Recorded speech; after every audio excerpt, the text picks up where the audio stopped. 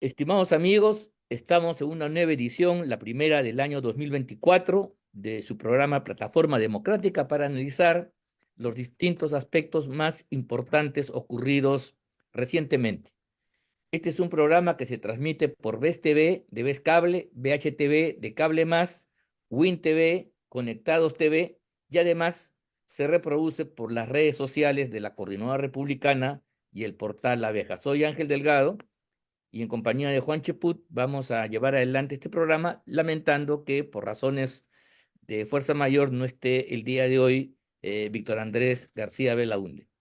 ¿Cómo estás, Juan? ¿Qué novedades?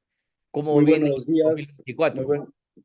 ¿qué tal, estimado Ángel? Bueno, un saludo para toda la teleaudiencia en este primer programa del año.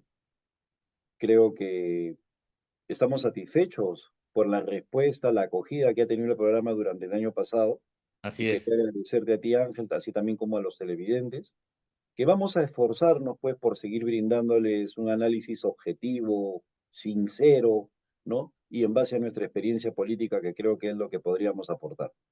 A ver, empecemos entonces, no haciendo el balance porque hemos tenido oportunidad ya de conversar sobre el tema, pero sí decir algo que yo creo que es fundamental. El año 2023 comenzó con expectativas. Hubo un alivio luego de la caída del golpista Castillo. Eso habría perspectiva para que se reafirme la democracia, se relanzara la economía, pero todo ello pasaba por una premisa que en ese momento era un consenso, incluso en el gobierno y en el parlamento, de que se recortaran los mandatos presidenciales, se recortara el mandato de los congresistas también y se adelantara el cronograma electoral. Y se puso una fecha, que creo que el día 21-22 de diciembre del año pasado, 2022, se aprobó que las elecciones iban a ser en el mes de abril, lo cual, en el caso de haberse ratificado, ¿no? Hoy estaríamos hablando de las alternativas, de las propuestas, en fin, veríamos, el horizonte se vería de una manera distinta a la que hoy día se está sintiendo y percibiendo.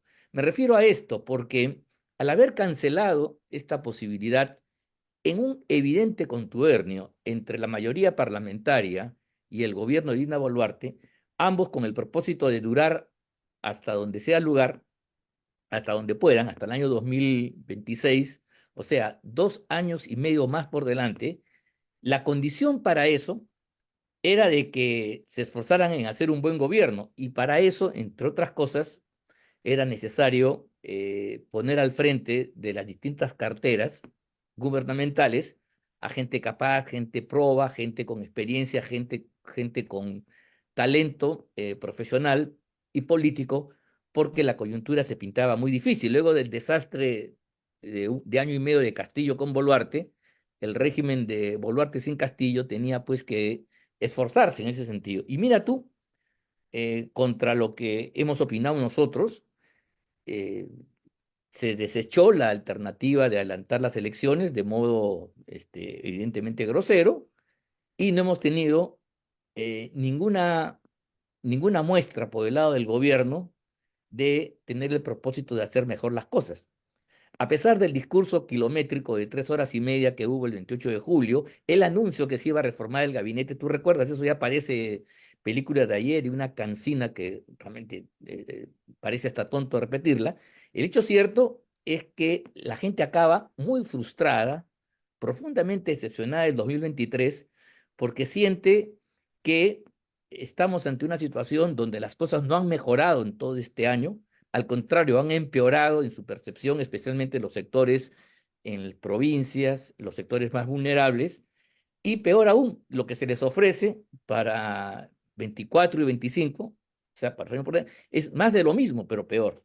Entonces, este es el marco, creo yo, que un poco está explicando el por qué hoy día tenemos movidas para cambiar el ministro de Economía, se habla de la salida de Otárola, pero eso ya se viene hablando desde el 28 de julio, recuerda tú, del año pasado, en el cual se anunció mediante un discurso que pretendía pomposamente refundar el país, cambiar la república de arriba abajo. Por supuesto, más allá del discurso, no tuvo ningún tipo de significación. Entonces, este es el marco, creo yo, para el cual poder evaluar un poco la situación del gobierno y las necesidades y las tareas que hay que hacer. No sé si este es el encuadre que puede servir para iniciar nuestra conversación.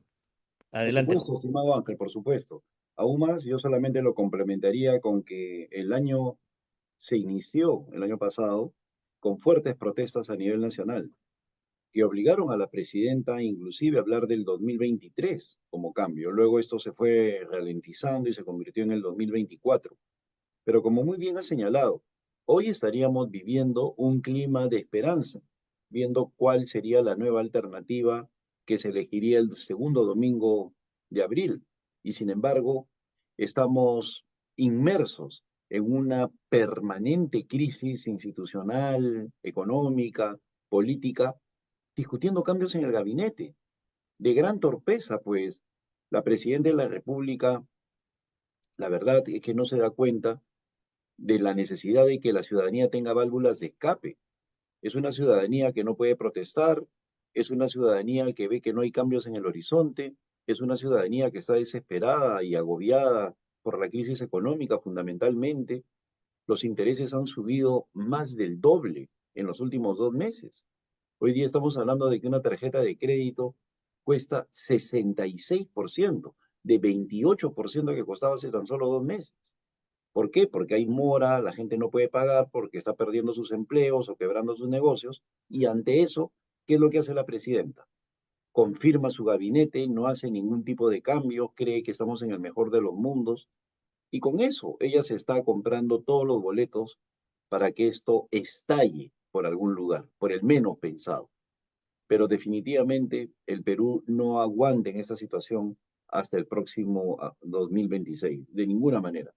Tiene que haber algún mecanismo que Sí. permita que la ciudadanía pueda liberar esa presión que ahorita tiene sobre sí.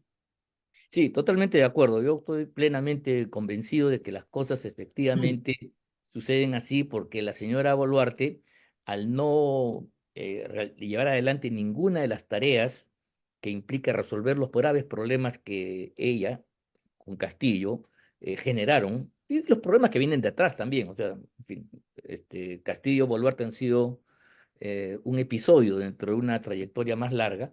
El hecho cierto es de que este es un gobierno que se ha caracterizado por su mediocridad. Mediocridad que podría atenderse si es que, bueno, vamos a tener elecciones en el mes de abril y entonces ya, bueno, pues, ¿qué vamos a hacer? Este es el puente y los puentes a veces son frágiles y el asunto del puente es que tú puedas llegar al otro lado. Pero si tú pretendes gobernar 2 años y medio en una situación tan difícil, mira, la dificultad está por el lado económico, una crisis con recesión, el fenómeno del niño está ahí, yo escucho del lado gubernamental, más que del otro, decir que no va a tener consecuencias, que es un niño moderado. Espero que así sea, pero yo por televisión veo Tumbes, veo Yurimaguas, poblaciones inundadas, y aquí también ya cerca las crecidas de los ríos, o sea que la cosa no es tan sencilla. En fin, vemos una serie de, bueno, y para qué recordar el tema de la inseguridad, que ya pues parece una batalla perdida. En fin, y podríamos seguir enumerando la crisis en el agro, los problemas en el sector salud, parece que hay una reproducción de la pandemia, qué sé yo. Ante todos estos problemas, la señora no da respuesta. Realmente, como dijo en su discurso, la crisis ha terminado y todo está bien. Entonces, un poco que ese discurso, totalmente falaz, ha sido incorporado y al no ser cuestionado, muchos sectores lo han hecho suyo, incluso los sectores democráticos, que con la tesis de que como no hay alternativas para candidatear, hay que esperar al 2026, no se dan cuenta de un hecho contundente, que en la medida que pasan los meses, yo no conozco ningún tipo de iniciativa que vaya a una confluencia de sectores democráticos para armar partidos con programas, ni mucho menos liderazgos. Al contrario, lo que yo veo es que en este año la oposición que logró, digamos, un gran triunfo unida frente a Castillo, se ha dispersado, hay encono, hay rivalidad y nada dice de que se vaya a producir algún tipo de acercamiento. Algunos creen que postergando las fechas se consigue mágicamente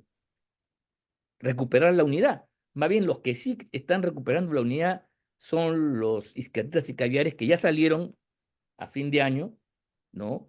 Con una iniciativa, la Coalición Ciudadana, donde plantean una bandera que ha sido nuestra, la bandera de adelantar las elecciones. El hecho que sean caviares y todo lo demás irresponsables no los inhabilita para decir una cosa que yo creo que en el fondo es cierta.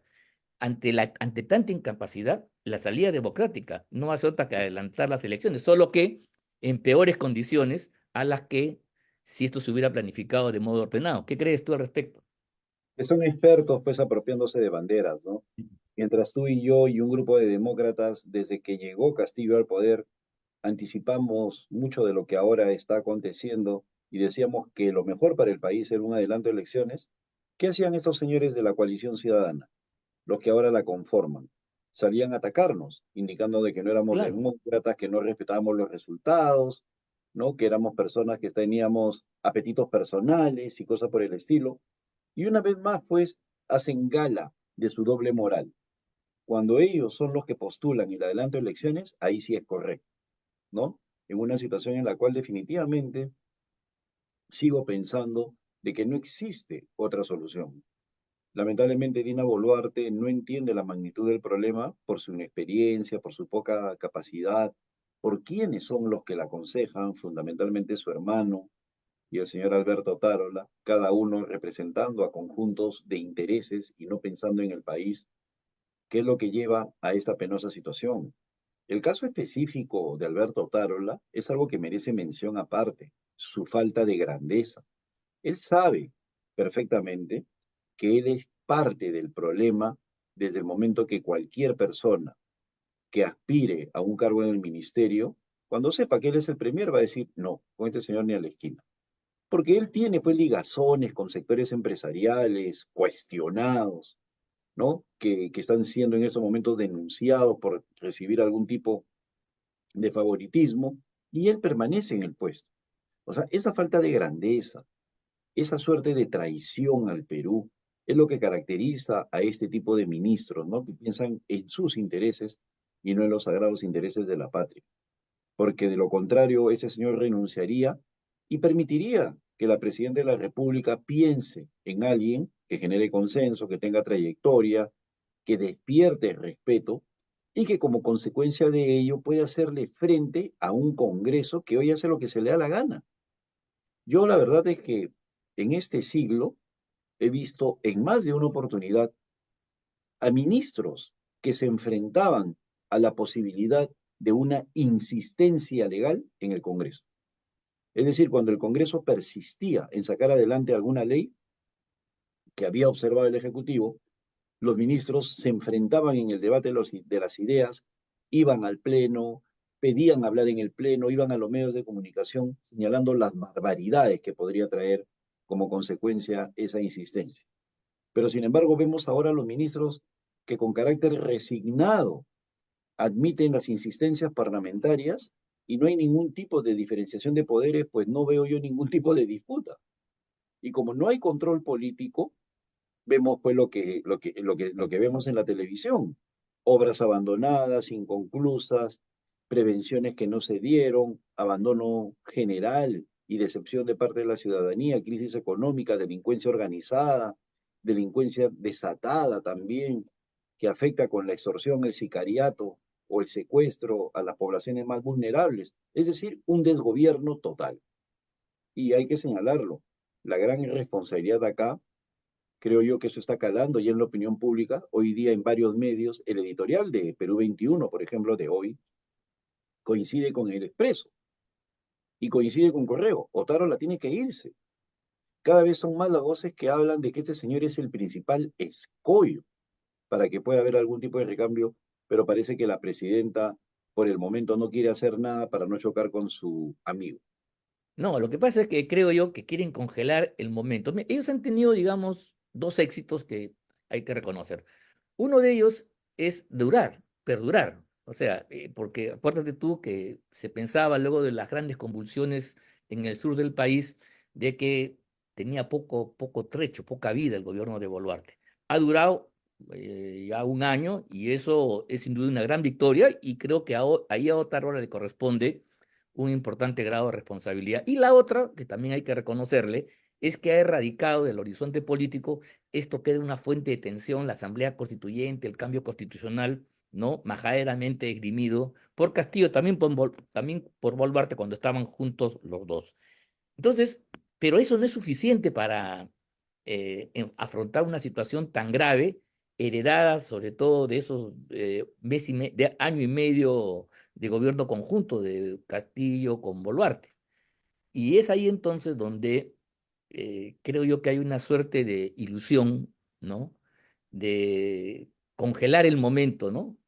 Bueno, la gente puede haber respirado aliviado un momento, pero en la medida que pasa el tiempo y no hay solución a los graves problemas del país, la paciencia se agota y la aquiescencia inicial se transforma pues en un rechazo, que ahí están las encuestas.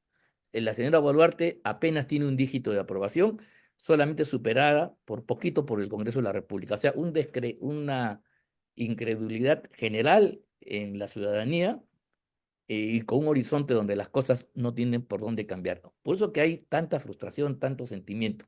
Y en ese escenario, el año que culmina acabó con una batalla campal en las alturas de organismos que no son políticos, porque ni es ni el Congreso ni el gobierno, sino órganos jurisdiccionales que tienen que cumplir un rol arbitral, que tienen que garantizar los cauces, resolver los conflictos. Me refiero al Ministerio Público y el Poder Judicial, pero el Ministerio Público fue el epicentro con la deposición de la señora Patricia Benavides y la recuperación de los caviares. Eso por la fiesta se ha congelado un poquito, pero su resolución va a tener que darse en las próximas semanas. Eso también va a tener graves consecuencias para, para caracterizar la coyuntura que se viene, porque si los cavieres han capturado el Ministerio Público y van a hacer una total reorganización, incluyendo de la ley orgánica, es de pensar que para completar el organigrama donde la señora Benavides es la jefa de la banda criminal, faltan pues los congresistas, los periodistas y todos aquellos que de alguna manera le han hecho coro y han sido parte de esta banda. Tremenda hipótesis. Entonces, es muy probable que en las próximas semanas vayamos a una nueva ofensiva caviar grave y yo no sé qué respuesta van a dar las fuerzas democráticas. Yo veo un escenario al margen ya de la cosa económica, al margen del problema del gabinete que tiene su propio curso, esta crisis del Ministerio Público, del sistema jurisdiccional peruano, va a tener graves consecuencias en la coyuntura política. Crisis en las alturas, además, ¿no? Además de la crisis económica y la crisis social, crisis en las alturas. Efectivamente, una crisis institucional que se va a agudizar en los próximos días, ¿no? Como nos acabas de recordar, y que tiene diversos componentes, ¿no? El principal es el de la ausencia total de liderazgo en los diversos estamentos del Estado. Yo igualmente me siento pues sobrecogido cuando veo cómo se puede hablar de facciones en el Ministerio Público, ¿no? La facción de Pablo Sánchez contra la facción del fiscal Villanueva, la de Zoraida Ábalos, la de Patricia Benavides. Sí, O sea, pues. cada fiscal es una facción.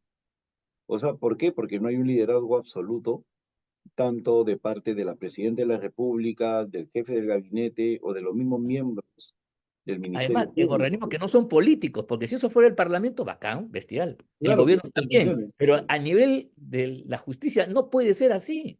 No puede haber Claro, facciones. tiene que ser ¿Qué estamos monolítica. hablando? Pero por otro lado, se incurren en absurdos, ¿no? Mira, yo defiendo la institucionalidad.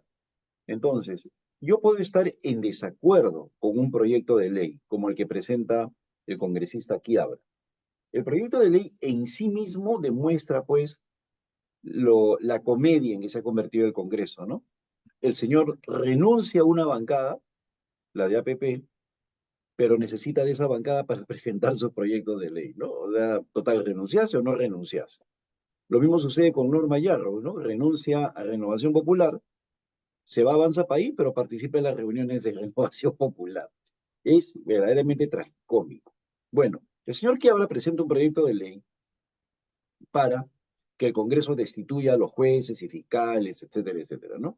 Cuestión con la cual yo pienso, y estoy en desacuerdo, que el Congreso no lo puede no lo podría hacer por una sencilla razón. Pensando a futuro, imagínate tú un Congreso tomado por la delincuencia organizada, un Congreso tomado, pues, infiltrado por Pero sujetos además, que pero además dupliquen a lo que hay tenemos hoy. mecanismos, está el mecanismo de la acusación constitucional, acuérdate Así tú, es, con el así es, cual el pero Congreso estoy puede, viendo por infracción, sacar a jueces y fiscales a supremos los aforados, ¿no? A los aforados. y ponerlos claro. Pero en este caso estamos hablando solo de Supremos. Este señor quiere ampliar todo, Ah, bueno, ¿no? no, eso no, No, eso ya. pero mira, al margen de eso, el señor Julio Arévalo no puede decir, pues, no pueden hacer una reforma a los parlamentarios.